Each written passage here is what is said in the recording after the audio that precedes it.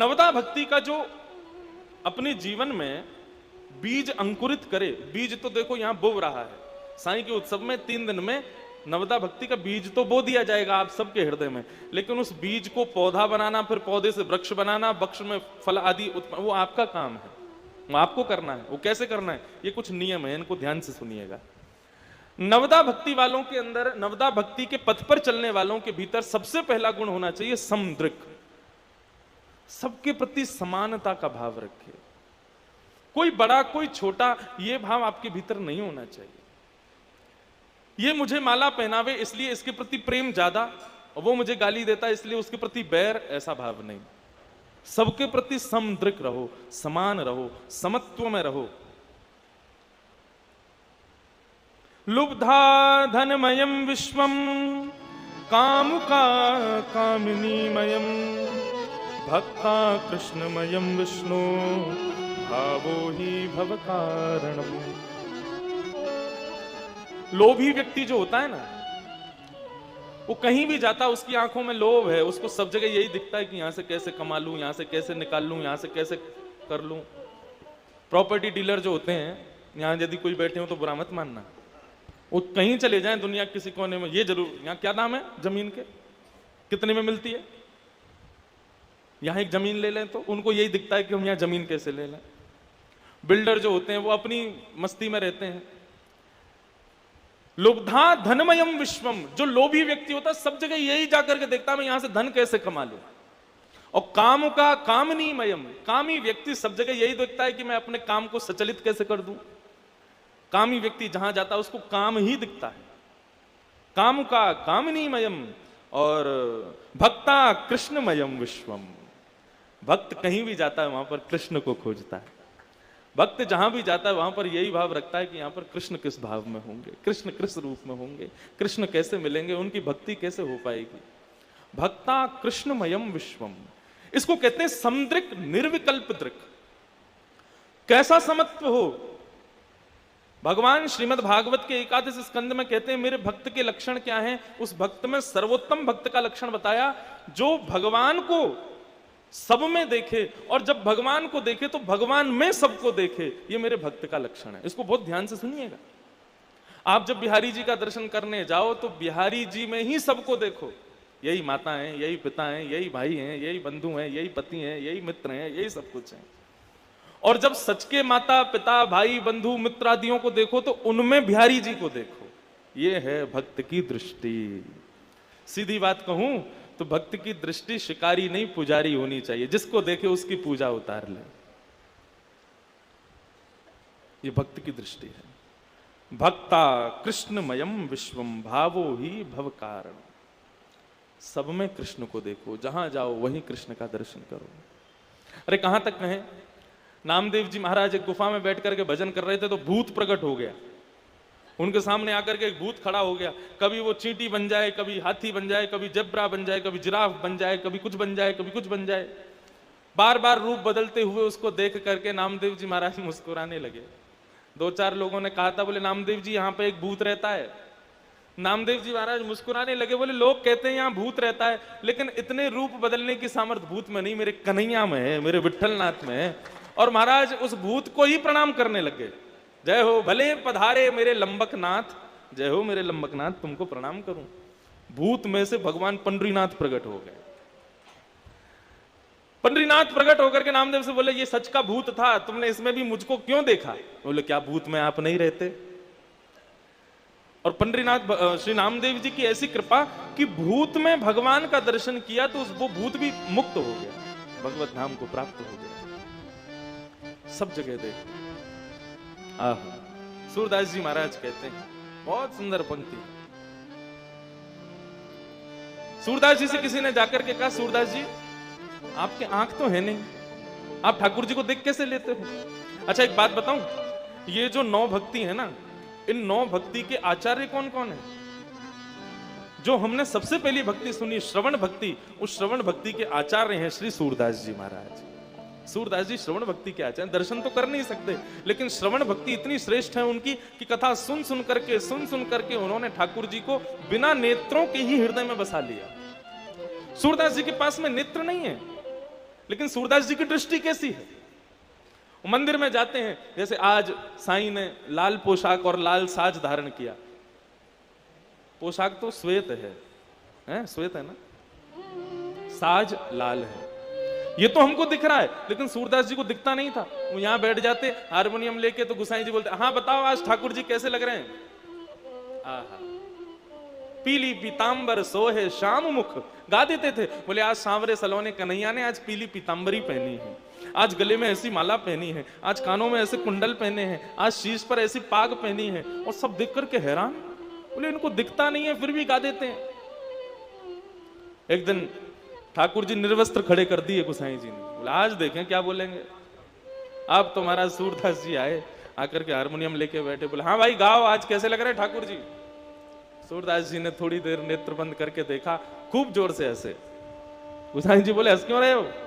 बोले आज तो बहुत प्यारे लग रहे हैं ठाकुर जी। बोले कैसे लग रहे हैं बताओ? गुसाइयों को लगता था, बोले ये हो सकता है ये मन में सोच के आते होंगे आज नीली पोशाक का वर्णन करूंगा, और संभवतः उस दिन हम नीला ही पहना देते हैं। मन में सोच के आते होंगे आज श्वेत पोशाक का वर्णन करूंगा, उस दिन संभवतः श्वेत ही होती है। आज क्या बोलेंगे, आज हम कुछ पहनाएंगे ही नहीं। सूरदास जी महाराज हारमोनियम लेके बैठे। बोले गाओ प्रभु आज कैसे लग रहे हैं ठाकुर जी? बोले आज तो बहुत ही प्यारे लग रहे हैं। बोले बताओ तो कैसे लग रहे हैं? आज हरि देखे नंगम नंगा, आज हरि देखे नंगम नंगा। एक बात समझ में आई इससे, कन्हैया को देखने के लिए आंख की जरूरत नहीं है। जो सोचते हैं कि हम ठाकुर जी को नेत्रों से निहारें, हम नेत्रों से देखें, जो सोचते हैं हम बिहारी जी जब तक जाएंगे तो वहां जाकर के एक दूसरे पे चढ़ते हैं, महाराज आंखों में दिख जाए ठाकुर जी।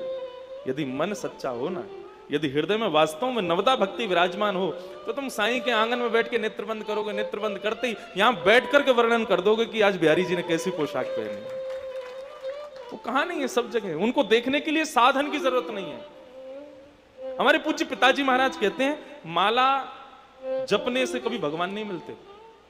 पिताजी कहते हैं, किसी ने कहा, बोले गुरुजी माला दुनिया जपते कहते हैं नाम जपा करो, जपात सिद्धिर जपात सिद्धिर जपात सिद्धिर न संशय, और आप कह रहे हैं माला जपने से कभी भगवान नहीं मिलते। पिताजी बोले देखो साधन, आप यहां से बंबई गए, किससे गए? ट्रेन से गए, हवाई जहाज से गए, तो ट्रेन और हवाई जहाज क्या साधन है? माला भी एक साधन है। जब आप साध्य के पास पहुंचोगे तो साधन को छोड़ना पड़ेगा। जब तक साधन को छोड़ोगे नहीं तब तक साध्य मिलेगा नहीं। हवाई जहाज से उतरोगे ही नहीं तो बंबई घूमोगे कैसे? हवाई जहाज में ही बैठे रहोगे तो बंबई उतरने के बाद भी बंबई पहुंच नहीं पाओगे आप। पिताजी कहते हैं इतना जप करो, इतना जप करो माला पर कि जप करते करते करते करते करते ये माला छूट जाए और नाम जप फिर भी चलता रहे, तब ठाकुर जी मिलेंगे। हमको इसकी आवश्यकता ना पड़े ठाकुर जी को पुकारने के लिए। ऐसे ही बंधुओं, दर्शन के लिए नेत्रों की जरूरत ना हो, सुनने के लिए कानों की जरूरत ना हो, गाने के लिए मुख की जरूरत ना हो, हृदय से ही दर्शन, हृदय से ही श्रवण, हृदय से ही गायन हो जाए, तब सोचना ठाकुर जी मिलेंगे। ये प्रैक्टिकल करना है। बहुत दिन हो गए भाई, 25 साल के हो गए, अभी तक आंखों से देखते आ रहे हैं। अब 26 साल से ये नियम बनाओ, बिना आंखों के देख के देखते हैं ठाकुर जी दिखते हैं कि नहीं। और ऐसे देखें ठाकुर जी तो समझना हमारी भक्ति पुष्ट हुई है। सूरदास जी महाराज कितने सुंदर भाव गाते हैं। वे कहते हैं ठाकुर जी ने मुझे आंख क्यों नहीं दी? वे कहते हैं हे सूरदास, तो दुनिया को देखने के लिए मैंने सबको आंख दी ताकि सबका मन दुनिया में लग जाए। तुझको आंख इसलिए नहीं दी क्योंकि तू दुनिया में मन तेरा ना लगे, तेरा मन मुझ में ही लगा रहे, इसलिए मैंने आंख नहीं दी तुमको। समदृक, ये एक भक्ति पथिक का, नवदा भक्ति के पथिक का पहला लक्षण होना चाहिए। समता रखे, सबको समान देखे। और मैंने सूत्र बताया, ठाकुर जी को जब देखे तो सबको ठाकुर जी में देखे, और जब सबको देखे तो सब में ठाकुर जी को देखे। ये भक्त का प्रथम लक्षण, समदृक। भक्ति पथिक का दूसरा लक्षण होना चाहिए एकांतिक मति। उसकी मति एक में ही लगे। हमारी मति कैसी होती है, बार बार बदल जाती है। शंकर जी के मंदिर में गए तो शंकर जी के हो गए, देवी के मंदिर में गए तो देवी के हो गए, साईं के मंदिर में गए तो साईं के हो गए, बिहारी जी के मंदिर में गए बिहारी जी के गए। हमारा मन कैसा है, सबको बांट देते हैं हम। थोड़ा तुम भी ले लो, थोड़ा तुम भी ले लो, थोड़ा तुम भी ले लो। थोड़ा सा मन गली वाली को भी दे रखा है, थोड़ा सा मन घर वाली को भी दे रखा है, थोड़ा सा मन उसको भी दे रखा है। सब जगह मन को बांट देते हैं, भोग लगा देते हैं, सब जगह बांट लो, भोग लग गया है, बांट दिया। एक को दो बस, एकांतिक मति। कहने का अभिप्राय मेरा ये नहीं है कि किसी एक से एक को दो, मतलब किसी एक ठाकुर जी को ही हृदय में बसाओ। एक बार सूरदास जी और तुलसीदास जी दोनों मिले, तो तुलसीदास जी महाराज राम जी के भक्त, सूरदास जी हमारे कन्हैया के भक्त। तो तुलसीदास जी अपने छोटे से रघुनाथ जी को अपनी गोदी में लिए और सीधे सूरदास जी की कुटिया में पहुंचे। ब्रजमंडल आए हुए थे। सूरदास जी के पास पहुंचे तो सूरदास जी ने बड़ा स्वागत किया, आओ भगत की। बोले महाराज आओ विराजो। तुलसीदास जी बोले आपके पद सुनकर के रोम रोम प्रफुल्लित हो जाता है। तुलसीदास जी महाराज सूरदास जी दोनों का संवाद चल रहा है, तो तुलसीदास जी ने थोड़ी सी छेड़छाड़ शुरू की, आनंद लेना शुरू किया। बोले कहां कमी रघुनाथ के, हमारे रघुनाथ जी में कोई कमी है जो तुम कन्हैया के पीछे पड़े रहते हो? सबको छोड़ो, हमारे रघुनाथ जी की शरण में आ जाओ। ये कन्हैया टेढ़ी टांग वाला, ये कभी ये वादे वाला आदमी नहीं है। हमारे रघुनाथ जी वादा करते हैं तो पूरा निभाते हैं। हमारे ठाकुर जी की शरण में आ जाओ। सूरदास जी बोले तुम्हारो रघुनाथ जो है वो एक पत्नी व्रती है। वो एक पत्नी के अलावा दूसरे कोई को भी देखे तो वाकू या तो मैया समझे या बहन समझे। हमारो कन्हैया बहुपत्नी धारी है, कि सबको स्वीकार करे, जो आ जाए वही को अपना ले। हमारो कन्हैया बढ़िया है। तो दोनों में आपस में संवाद चल रहा था। तुलसीदास जी बोले देखो भाई कुछ भी कह लो, हमारे राम जी बड़े हैं। सूरदास जी बोले नहीं, देखो हमारे कन्हैया बड़े हैं, कन्हैया की तुलना मत किया करो। जबकि हैं दोनों एक ही, राम कृष्ण दो एक हैं, अंतर नहीं निमेश। यदि राम कृष्ण दोनों प्रकट हो जाएं तो आप ये नहीं बता सकते राम कौन है कृष्ण कौन है। केवल एक ही तरीका बताने का, आंखें देखो गौर से। जिसकी आंख मटक रही हो समझना कन्हैया है, जो गंभीर बैठा हो समझना राम है। इनके नयन गंभीर हैं, उनके चपल विशेष। जो कभी यहां देखे तो तुरंत यहां देखे, और फिर यूं देखे, ऐसे देखे, यहां देखे, वो समझना ये कन्हैया है। और जो गंभीर दीर्घ गंभीर नेत्र एकांतिक करके बैठा हो राम जी। तो दोनों में आपसी विवाद हो गया। महाराज राम जी बड़े हैं, कन्हैया बड़े हैं। तुलसीदास जी बोले एक काम करो, तोल लो। तुम अपने ठाकुर जी को लेके तराजू में बैठो, हम अपने राम जी को लेके बैठे। जिसका पटला भारी वो बड़ा है। तो ठीक है, एक पेड़ पर तराजू लटकाया गया।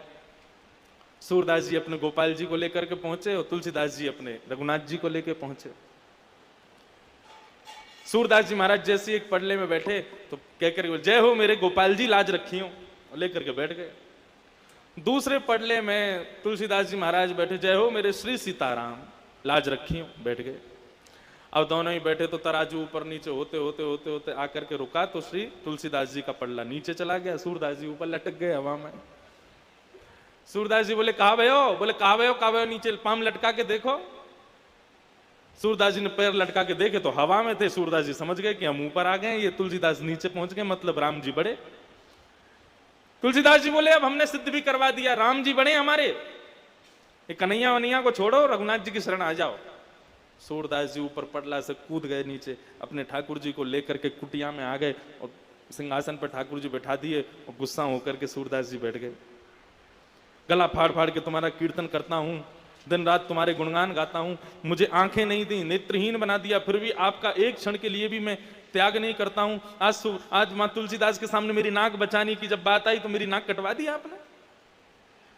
सक्टासुर मारने के लिए आया, इतने बलवान हो गए। पूतना मारने के लिए आई, 7 दिन के इतने बलवान हो गए। कंस को दोनों भुजाओं से उठा करके फेंक दिया। अरे और तो और गिरिराज जी को अपनी कन्नी उंगली पर धारण किया, वहां इतने बलवान बन गए, और यहाँ अपने भक्त की लाज बचानी तो हल्के बन गए। नेक थोड़े से भारी है जाते, मेरो पडला नीचे आ जा तो तुलसीदास के आगे मेरी नाक थोड़ी ऊंची हो जाती। अभी अन्योन्याश्रय हो गया ना। वो कह रहा है कि अब अपने ठाकुर जी को छोड़ो, मेरे ठाकुर जी की शरण में आओ। उसके ठाकुर जी बड़े हो गए तो ठाकुर जी प्रकट हो गए। बाबा दोनों हाथों से उनके गाल पकड़े। मोसो नाराज क्यों है रहे हो? बोले हाँ तुमसे नाराज क्यों नहीं होंगे, सब अच्छा ही तो किया आपने मेरे संग। मुझे नेत्र नहीं दिए, घर परिवार सब छूट गया, सबको छोड़ छाड़ के यहाँ कुटिया में रहते हैं, दिन रात आपका भजन करते हैं। अच्छा किया क्या आपने मेरे संग, आज मेरी नाक कटवा दी। ठाकुर जी बोले मोसो नाराज मत हो आप, मेरी गलती ना है, गलती आपकी है, गलती स्वयं करो और दोष मोकू दे रहे हो। बोले हाँ गलती तो हमने कर दी जो आपकी शरण में आ गए हम।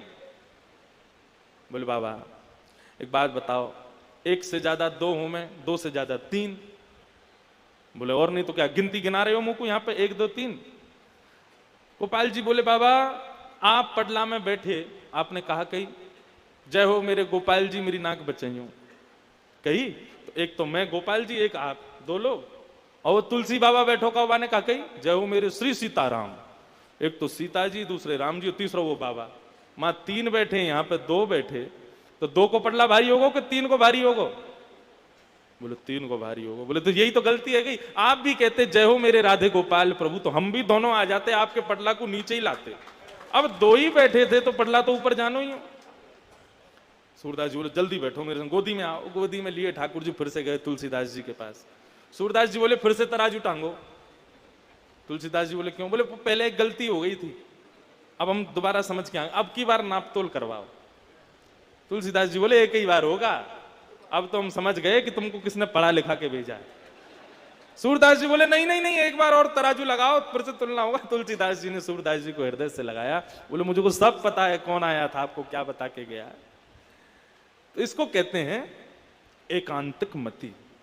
केवल मति एक में लगाओ, अपनी मति को ज्यादा भटकाओ मत। एक सिद्धांत अपना लो, प्रेम सबसे करो लेकिन मन किसी एक को ही दो। प्रेम सबसे करो, निष्ठा सब में रखो, लेकिन जब मन देने की बात हो तो मन ना रहे 10-20। एक हथों सो गयो श्याम संग। एक ही मन है, उस मन को ठाकुर जी को दे दो, उसको 10-20 जगह बांटते मत रहो, एक ही है, उसको ठाकुर जी को दे दो बस, ऐसा भाव रखो। तो भक्ति पथिक के अनुयायी को पहला गुण उसके अंदर होना चाहिए समदृष्टि। दूसरा गुण उसके भीतर होना चाहिए एकांतिक मति, मन केवल एक में लगावे। हनुमान चालीसा भी करे, शंकर जी का यजन भी करे, देवी पूजा भी करे, गुरु ग्रंथ साहिब को भी प्रणाम करे, सबको नमन करे, साईं को भी वंदन करे, सबको वंदन करे, लेकिन जब मन देने की बात आवे तो निश्चय करके बैठे किसी एक को ही देवे, किसी एक को अपना मन दिया करे। एकांतिक मति। तो पहला हो गया समदृक, दूसरी हो गई एकांतिक मति, और तीसरी बहुत जरूरी बात है, ध्यान से सुनना, उन निद्रा। भक्ति के पथिक को चाहिए, नवदा भक्ति के मार्ग पर चलने वाले को चाहिए उन निद्रा। उन निद्रा किसको कहते हैं? उद्गता निद्रा। भगवान की भक्ति के लिए, भगवान के भजन के लिए, भगवान की सेवा के लिए अपनी निद्रा में भी जो कटौती करता हो उसको कहते हैं उन निद्रा। भक्ति के पथिक को ज्यादा सोना नहीं चाहिए। भगवान गीता के 6वें अध्याय के 16 और 17वें श्लोक जाकर के पढ़ लेना। गीता के 6वें अध्याय के 16-17 श्लोक में भगवान क्या कहते हैं पता है? श्लोक मुझे याद नहीं, लेकिन वहां भगवान कहते हैं ज्यादा खाने वाला और ज्यादा सोने वाला मुझे जीवन में कभी नहीं पा सकता। 16वें श्लोक में 6वें अध्याय में भगवान कहते हैं ज्यादा भोजन करने वाला और बहुत सोने वाला, ये दो अवगुण जिसमें हैं वो व्यक्ति मेरा दर्शन नहीं कर पाएगा। और 17वें श्लोक में क्या कहते हैं? बहुत कम सोने वाला और बहुत कम खाने वाला भी मुझको नहीं पा सकता। मध्यस्थ रखे स्वयं को। बहुत जरूरी बात भगवान बता रहे हैं गीता में। बहुत खाने वाला और बहुत कम खाने वाला, बहुत सोने वाला और बहुत ज्यादा कम सोने वाला, ये दोनों ही मेरी प्राप्ति नहीं कर सकते। इसलिए मध्यस्थ रखो स्वयं को। भोजन के लिए नहीं जीना, जीने के लिए भोजन करो। सोने के लिए ही सारी व्यवस्थाएं मत करो, केवल उतना सोना है जिससे थोड़ी शरीर की थकान दूर हो जाए। उन निद्रा, अपनी नींद को थोड़ा सा कम रखो। जो पड़े ही रहते हैं, पौड़े ही रहते हैं, उठते ही नहीं है बिस्तर पर से 10-10 बजे तक और पड़े हुए हैं, और महाराज अलग ही उनकी स्थिति हो रही है। पेट को उठा के यहाँ धरें, फिर पेट को उठा के वहां धरें, ऐसी स्थिति जिनकी है, कितना भी भजन कर लें, तिलक लगा लें, उनको ठाकुर जी कभी नहीं मिलेंगे, बता दियो। मध्यस्थ रहे उसको ठाकुर जी मिलते हैं। एक वृंदावन में एक बाबा रहते थे, उनका नाम था घड़ी वाले बाबा। है घड़ी वाले बाबा। उनको घड़ी वाले बाबा क्यों कहते थे? वो पैर में घड़ी पहनते थे, हाथ में नहीं पहनते थे, पैर में पहनते थे। क्यों? उनसे कोई पूछता बाबा पैर में घड़ी क्यों पहनते, तो वो कहते कि हाथ तो कर्म करते हैं और कर्म पर काल का प्रभाव नहीं होता। हमारे पैर गतिशील हैं, गति पर काल का प्रभाव है, इसलिए पैर में घड़ी पहनते थे। तो उनका एक नियम था, वो कभी गुदगुदे गद्दे पर नहीं बैठते थे। गद्दा खरीद के लाए, गद्दा को चाकू से काटा, अंदर से सारी रुई हुई सब निकाल देते, उसमें कंकड़ पत्थर भर देते और कंकड़ पत्थर भर के फिर उस पर बैठते थे। उनसे किसी ने पूछा बाबा ऐसे क्यों रहते हो? बोले देखो शरीर को जब नींद आएगी ना, तो नींद ना देखे टूटी खाट। नींद आने वाला व्यक्ति वो ये नहीं देखेगा कि मुझे आसन, वो सो ही जाएगा चाहे जैसी स्थान मिले। तो बोले जब नींद आनी होगी ना तो ये पत्थर पे भी आ जाएगी, और जब नींद पूरी हो जाएगी ना, तो नींद पूरी होते ही ये पत्थर चुभेंगे, ये पत्थर चुभेंगे तो नींद पूरी होती ही हम उठ जाएंगे, उठते ही फिर भजन करने लग जाएंगे। और फिर तब तक नींद नहीं आएगी जब तक भयंकर थक ना जाएंगे, और जब भयंकर थक जाएंगे तो फिर पत्थर पे भी नींद आ ही जानी है। इसलिए वो पत्थर के गद्दे पर बैठते थे, कंकड़ पत्थरों के गद्दे। इसको कहते हैं उन निद्रा। क्या कहते हैं? कितने गुण बता दिए भक्ति पथिकों के? 3। पहला समदृक, दूसरा एकांतिक मति, और तीसरा उन निद्रा। भक्ति पथिक के ये 3 लक्षण। और चौथा लक्षण क्या बताया गया? लोक धर्म त्याग। लोक धर्म किसे कहते हैं? कहीं भुआ जी बुरा ना मान जाएं, कहीं जीजा जी बुरा ना मान जाएं, कहीं फूफा जी मुंह फुला के ना बैठ जाएं, सासू मां नाराज ना हो जाए, ससुर जी नाराज ना हो जाएं, पति नाराज ना हो जाए, जो सबको हमेशा खुश करने में लगे रहते हैं, उनकी शादी में नहीं गए तो बहुत नाराज हो जाएंगे। इसको कहते हैं लोक धर्म। जो भगवान को छोड़ बाकी सबको खुश करने में लगे रहते हैं, ऐसे व्यक्तियों को कहते हैं लोक धर्मावली। लेकिन भक्ति पथिक को चाहिए लोक धर्म को त्यागे। रूठे चाहे राजा वासे कछु ना काजा, एक तू ही महाराजा और कौन पास जाएंगे। रूठे चाहे भाई वासे कछु ना भलाई, एक तू ही है सहाई और कौन को सराएंगे। रूठे चाहे शत्रु और मित्र आठों याम, एक तेरे चरणन के नेह को निभाएंगे। जग सारा झूठा एक तू ही है अनूठा, रूठ जाए चाहे सारा जग पर तू ना रूठा चाहिए। जो ठाकुर जी से, ठाकुर जी को कभी रुठावे ना, ऐसे व्यक्ति का ये भक्ति पथिक का चौथा लक्षण होना चाहिए, लोक धर्म का त्याग करें।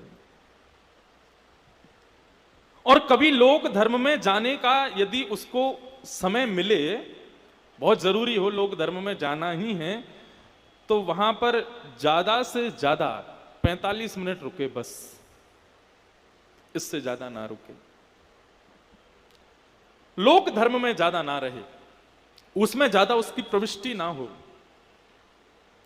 घर में किसी की बहुत जरूरी शादी है, बुआ फूफा जी आदियों ने सबने बुलाया है, तो वहां पर जावे, लेकिन थोड़ी देर रहने के बाद वहां से तुरंत चले जाए। अब आप कहोगे महाराज जी कैसे संभव है, हम गृहस्थाश्रमी, अब आप हम पंजाब में रहते हैं और हमारी दिल्ली वाली बुआ जी ने बुलाया, वहां पर हम जावें और शादी में 45 मिनट रुक के फिर हम चले जाएं, तो सब ढूंढेंगे कहाँ गए और सबको बुरा भी लगेगा, तो क्या करें। बोले 45, हमारे धर्म में शारीरिक उपस्थिति से ज्यादा श्रेष्ठ है मानसिक उपस्थिति। बहुत ध्यान से सुनिएगा बात को। शरीर से आप कहीं उपस्थित हो और मन से उपस्थित नहीं हो तो आपकी वहां पे अटेंडेंस नहीं लगेगी, लेकिन आप शरीर से कहीं उपस्थित नहीं हो, मन से उपस्थित हो, तो वहां आपकी अटेंडेंस जरूर लग जाती है। अब लोग, आप सब लोग यहाँ साईं के आंगन में बैठे हो, शरीर से तो बैठे हो लेकिन मन से अभी कहीं घूम रहे हो, मन से आपका अभी भी मन कहीं ना कहीं चलायमान है, तो आप यहां पर आंगन में हो नहीं, आपका जहां मन है आप वहीं हो। लेकिन आप भले ही शरीर से कहीं भी हो, मन आपका साईं के आंगन में है, तो आपकी उपस्थिति मौजूद है। तो कहने का बात तो सुनो पहले पूरी, फिर ताली बजाना। किसी की शादी में जाओ तो 45 मिनट की मन की उपस्थिति दर्ज कराना, बस 45 मिनट होते ही शरीर से भली शादी में रहना, अपने 46वें मिनट पर वृंदावन आ जाना और वृंदावन में आकर के विद्यमान हो जाना। साईं के आंगन में घूमना, मेरे सामने साईं घूम रहे हैं, सामने श्री रघुनाथ जी विराज रहे हैं, बिहारी जी के आंगन है, ऐसी भावना रखो। इसे कहते हैं लोक धर्म का त्याग। भक्ति के अनुयायी को, भक्ति के पथिक को 45 मिनट से ज्यादा लोक धर्म में प्रत्येक दिन कल रात में निकाला मैंने निष्कर्ष, हर दिन आपको केवल 45 मिनट ही देना चाहिए लोक धर्म को। चलो और छूट दे दें 1 घंटा। 1 घंटा को कैसे डिवाइड करो? दिन में 6 बार, 10 मिनट सुबह, 10 मिनट दोपहर में, 10 मिनट थोड़ा और मध्य में 10 मिनट और, ऐसे 10-10 मिनट दो बस संसार को, बाकी का पूरा समय ठाकुर जी को दे दो। हमारे एक प्रेमी हैं मधुसूदन अग्रवाल जी, पिछले वर्ष यहाँ थे उत्सव में, बड़े अच्छे प्रेमी हैं, मुंबई के निवासी। कथा सुन सुन करके महाराज उन्होंने इतना बढ़िया नियम बनाया अपना। साईं 24 घंटे का उनके फोन में अलार्म लगा हुआ है, मतलब हर घंटे में अलार्म बजता है। और अलार्म क्या बजता है? राम राम राम राम राम राम राम राम राम राम।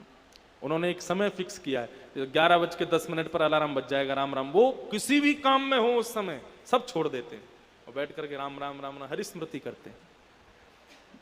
मुझे बताया, बोले महाराज जी उसका प्रभाव रहता है फिर 1 घंटे तक राम जाप का, और 1 घंटा जैसे ही पूरा होने वाला होता है इतने में फिर से अलार्म बज जाता है, 12:10 पर फिर अलार्म, राम राम राम राम, और फिर सब काम छोड़ के फिर हरि स्मृति करता हूँ।